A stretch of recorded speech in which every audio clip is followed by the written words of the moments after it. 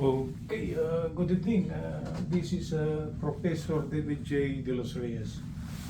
Okay.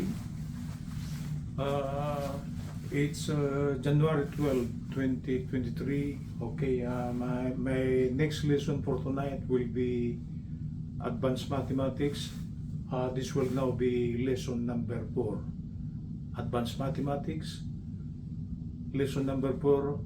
Okay, we are going up gradually. Okay. Okay, let's try to start. This is now Advanced Mathematics, lesson number 4.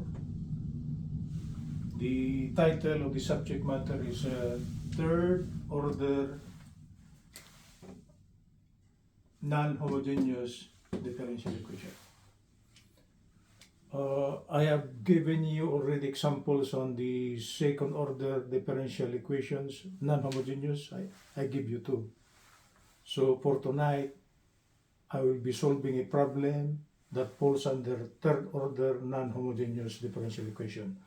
So this is now Advanced Mathematics lesson number 4. This is lesson number 4.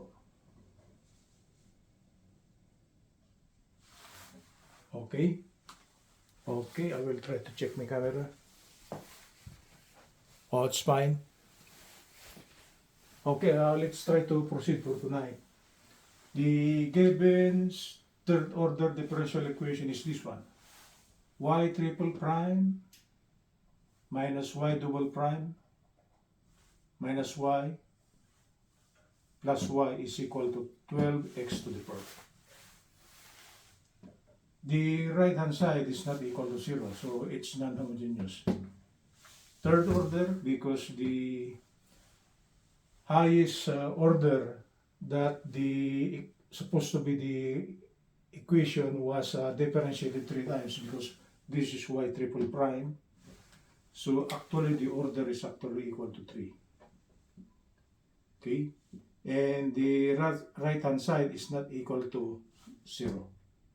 We got a value here. It is an algebraic expression.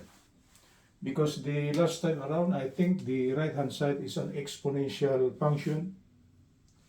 The other one, the right hand side is actually a trigonometric function. So for tonight, I will be giving you a third order non-homogeneous differential equation. The value of the right hand side is 12x to the fourth. And the problem is asking what will be the general solution. That is y should be equal to y complementary plus y particular. Okay? The problem is asking for the total general solution. And the total general solution is actually the sum of the complementary and the particular. Okay, let's proceed with the solution. For the complementary solution, it's always the same, right? Y as a function of x, so y complementary, y sub c is k e raised to mx. Okay? It's the relation of y in terms of x as a function of a constant k, okay? Taking the first derivative, y prime of c is km e to the mx if we try to differentiate this one. Y double prime, we will take again the derivative of the first derivative. So this will become m squared, km squared e to the mx. Taking the third derivative, meaning y triple prime, it is this one. Y triple prime, just take the derivative of the second derivative. So this will be k, this is km squared, right? Times another m, so this will become m cubed times e to the mx. Substituting and equate to 0, meaning we will take these 4 values here. All the 4 values are actually present. So it's a little bit long on the left hand side. We need to take the value of yc, y prime c, y double prime, and y triple prime. We put it in the given second order differential equation. Okay? So substituting and equating to 0, what will come out? This will be a km cubed e to the mx. That's y triple prime. minus km square e to the mx, the value of y double prime, minus km e to the mx, that's the value of y prime, plus k e to the mx, that's the value of y. We are following this, right? And for the complementary solution, for the meantime, we will equate the right hand side to 0. That's why I place it here, substituting and equate to 0. This is after the substitution, okay? To simplify the resulting characteristic equation, there is a common factor, it is k e to the mx, okay? So this will be gone, e to the mx will be gone on the first one. What remains on the first one will be m cubed. We remove again k on the second one. We remove e to the mx. What remains for the second term is actually an m squared. We remove k on the third term. We remove again e to the mx. It's a common factor, right? So what remains for the third term is minus m, this minus m. For the fourth term on the left, we will remove k e to the mx. So it seems this is 1. So this is plus 1. Okay? And this should be equal to 0. So the resulting characteristic equation is actually an m cubed minus m squared minus m plus 4 equal to 0. Okay? So to solve for the complementary solution, we must have to compute for the possible values of m here. Actually, I just shortened out this one. Okay, I will try to show you.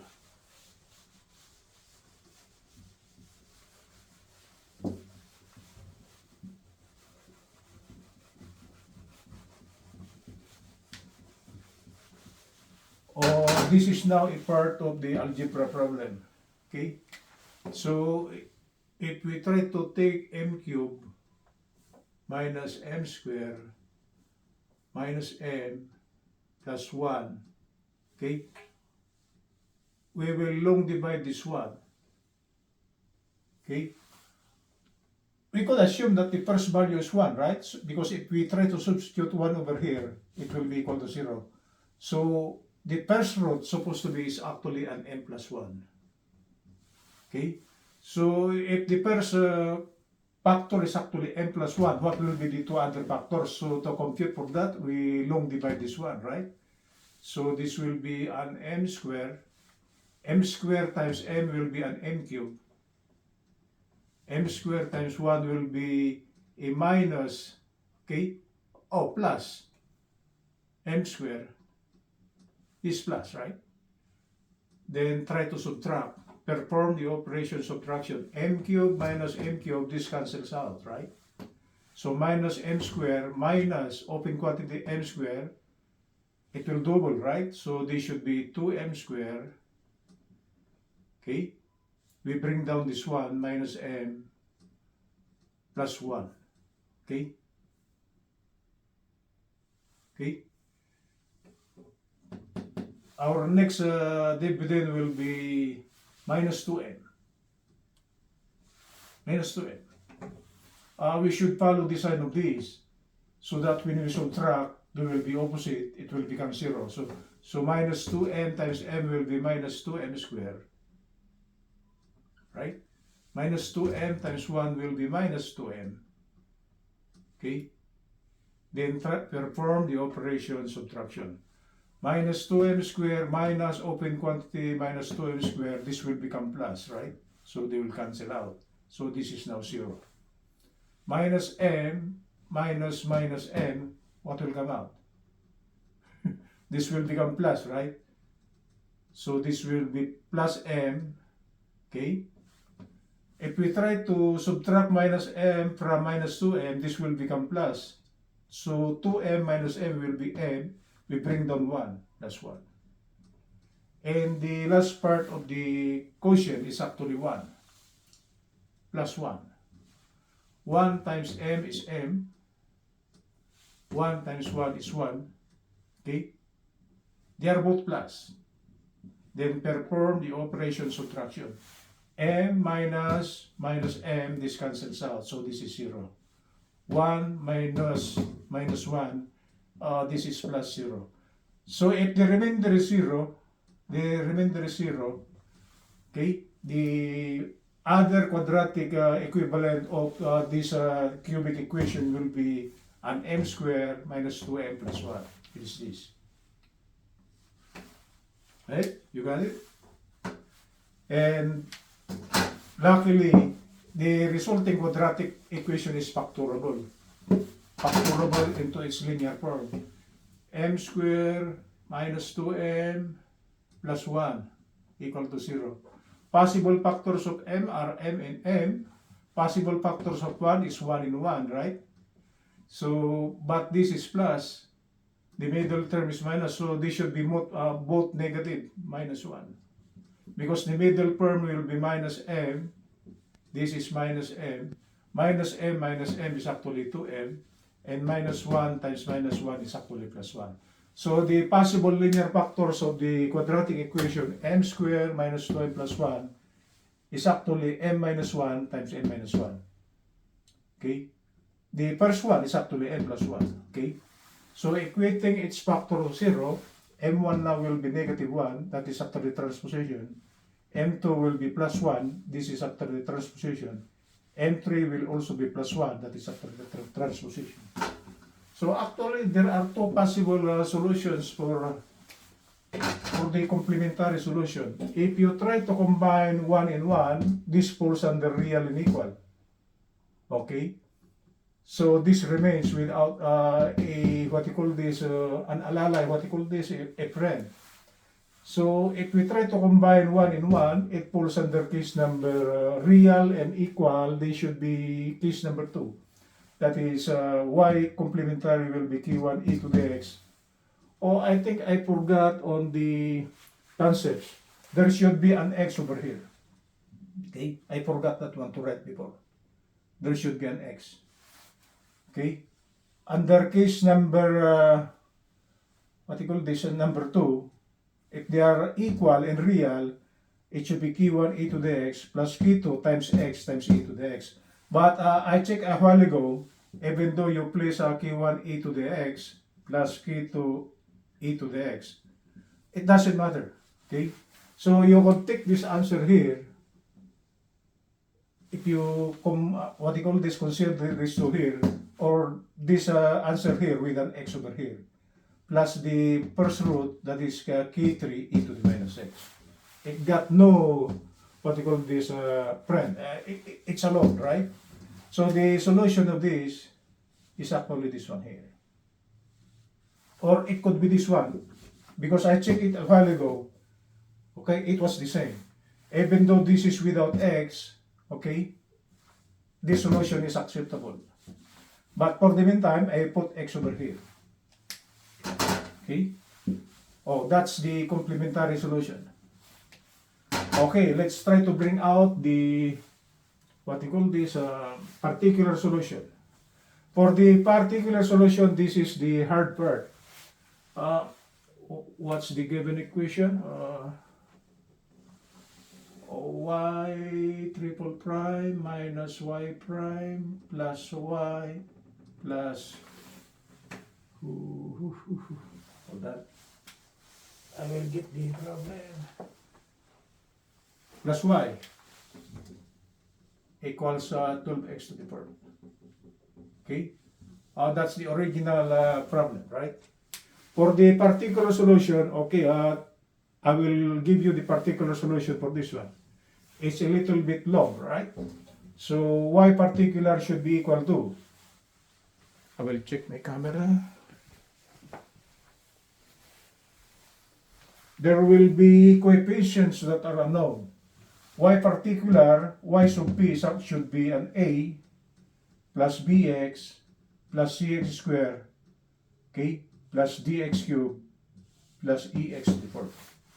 That's the assume. We assume that one that will be the particular solution. There should be 5. 1, 2, 3, 4, 5. If we assume to be only like this, I checked it a while ago, it will not work. So the right hand side of the particular solution should be what we call this, there should be an unknown coefficients plus the, what we call this, the exponent of the x is actually ascending because the first one is actually x to the 0. X to the 0 is actually 1 or just simply 1, right? Or just simply a. The next one will be bx to the 1, cx squared, dx cubed, ex to the 4. This one corresponds to this. Okay, but we needed this other 4 over here. We shall see if the assumed particular solution is correct. Okay, taking the first derivative of the assumed particular solution, okay, the derivative of a will be 0. This one will be b times 1 or just simply b. This one will be 2cx. This one will be 3dx cubed. A, B, C, D, and E are constant, okay? So these are all power formulas. 3dx squared. The last part is actually 4ex cubed. Okay? Taking again the derivative of the first derivative, what will come out? The derivative of b is 0. 2cx, it will just be simply 2c times 1 or just simply 2c. This one, the derivative will be 3d times 2, that will be 6dx, power formula. The last one will be 4 times 3 will be 12e raised to x squared. Because we subtract the power by 1 if we are differentiating. Taking the third derivative, the 2c will be pure constant, the derivative will be 0. The next one will be 6dx. 6d times 1 or just simply 6d. The last part will be power formula. 12 times 2 will be 24, e to the x. This is e raised to 2 minus 1 or just simply x. That's yp double prime. Then taking these 4 values here, yp, y prime p, y double prime, y triple prime, we put it here. Okay? It's a little bit long, so it's just a matter of substitution. The value of y triple prime is actually this one. This part. Okay? This is minus also. Minus. Right? Then we take the value of y prime. Y prime, but this is preceded by negative sign. So y prime will be, it should be all these values here, but we put all negative. So it will become minus 2c, okay, minus 6dx, minus 12x squared. So these are all negative. We are following this, right? Minus y. No, this is y double prime. Okay? Then this is y prime. Where is y prime? Y prime is this one here. We put a negative on the y prime. So this should be negative b, negative 2cx, negative 3dx squared, okay, negative 4ex cubed. We'll place a negative sign. Plus the value y. But what is y? Y is the original particular solution. It's a plus. So we just copy this one. So this is a plus bx plus cx squared plus dx cubed plus ex to the 4th. And this should be equal to 12x to the 4th. For the particular, the right hand side, we will take the value of the right hand side. Okay? Then equating coefficient of like terms. Okay? I didn't give you the simplification of this. Then I try to expedite a little bit. Equating coefficient of like terms. It is the same as in this so-called partial fraction. There is an x to the 4th for both the left and right, right? This one. For x to the 4th, the value of the coefficient of x to the 4th on the left is actually e.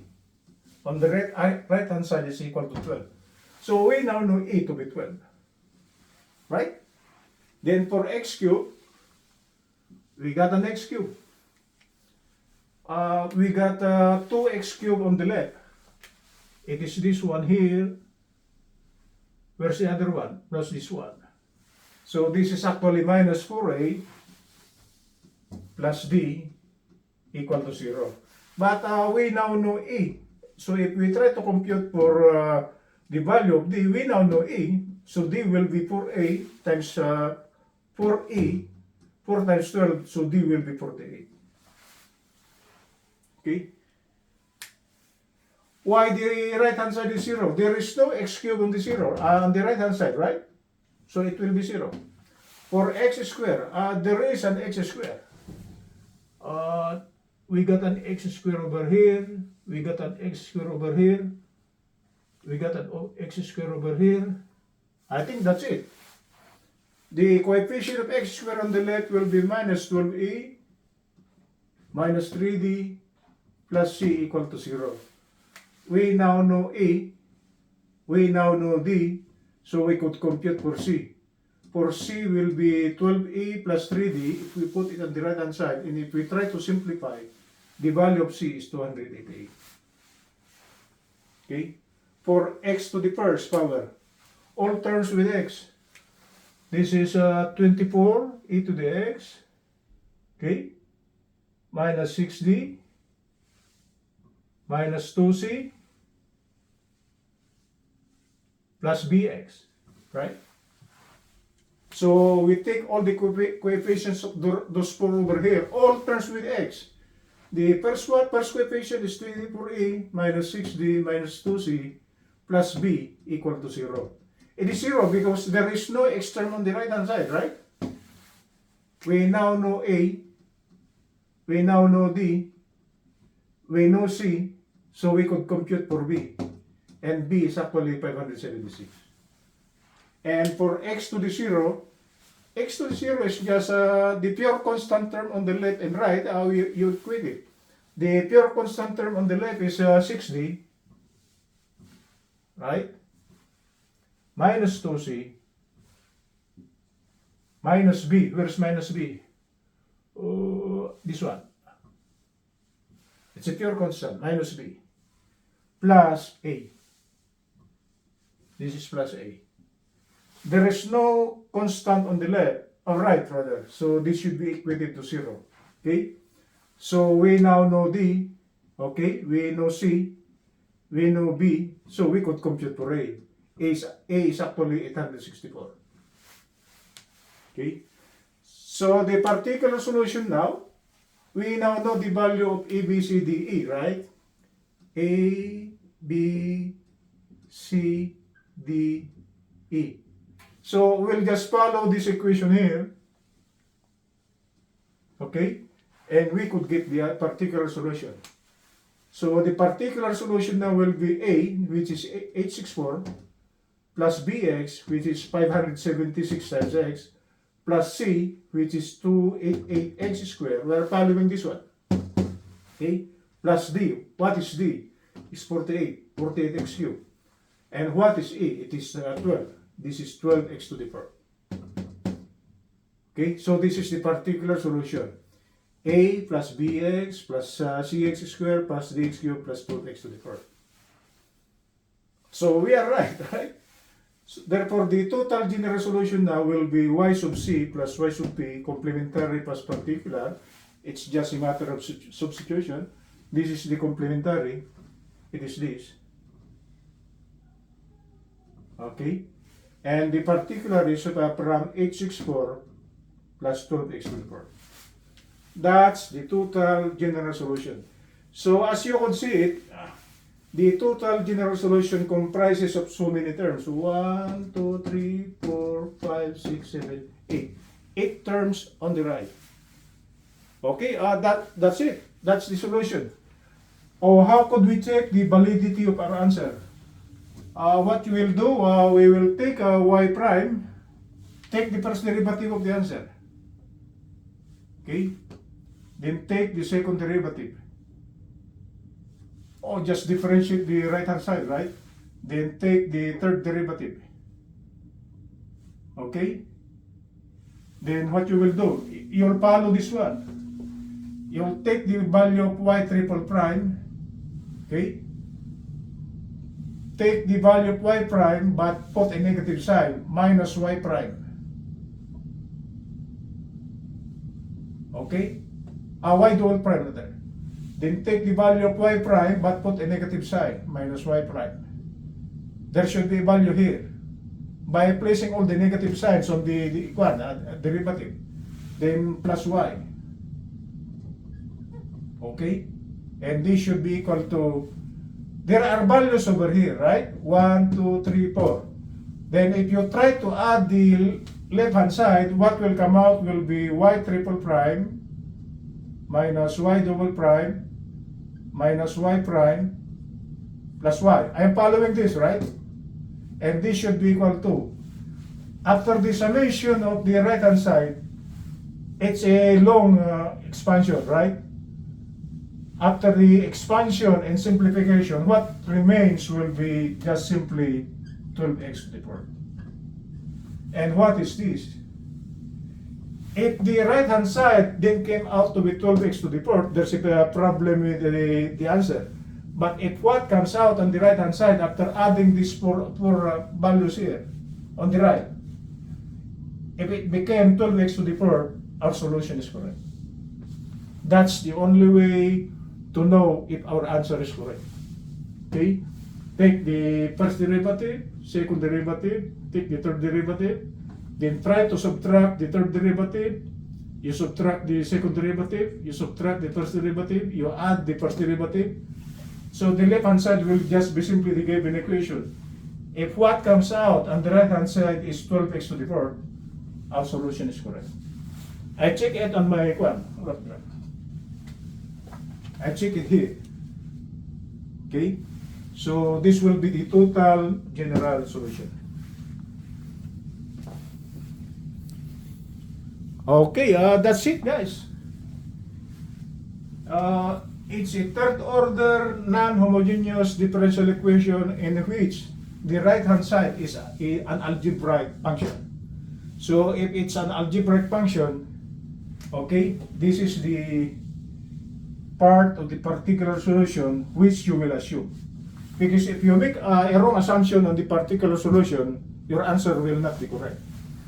Okay? So this is just a practice.